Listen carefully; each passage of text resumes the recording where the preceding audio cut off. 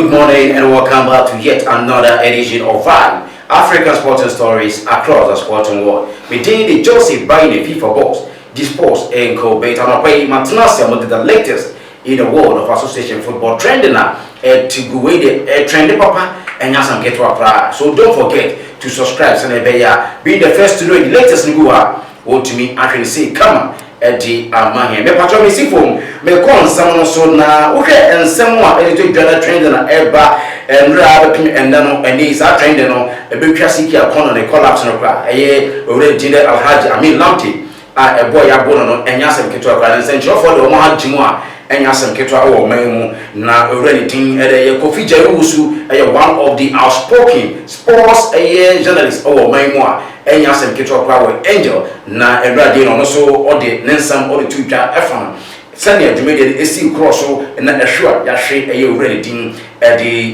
Amin Lamti no baby Gigi if yes because the time any ka say Legon cities and I say one for lawyers in Pfizer see one president Abu Amin Lamti because if your church on Sembi efa a ket one a different story but the no feedback from Dreams FC Obian baby Dreams FC and I never went there a football and the market say only be a fine on Cassandra boys because the boys need to know in favor by attacking some personalities are a beer or market in Adina. They are causing more harm to Ket than what they think say or more and no one a man entity and we are bufu 1 minute. We say Kofi Jawusu or to Jana Kofi aim say and some young confirming from Gigi na adia already dealing Lamten on the able to just say Gigi Abono or Shonepa na say come I say you di your friend is saying already dealing Lamti teacher. I say you know fair to Gigi in Africa yes or Krekuna and also want some of the brother be to me I can't have found. Oh, just 4 years or only 6 months.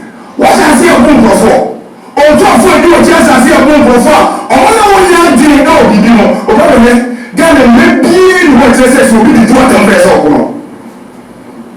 And now a being organ yes say I see and I go parliament. I can say to be do what I'm pressing maybe you. And to the moment I over 2 or 7 177 crowd waiting for. It's a name Gigi, I am personally regard to the answer and that's what they're ready for.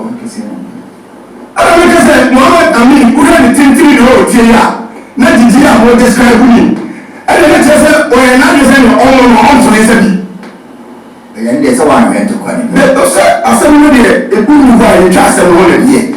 And you Oba and then you cry now the answer obey Ket said you must move in and then one person will tell you our life in the side.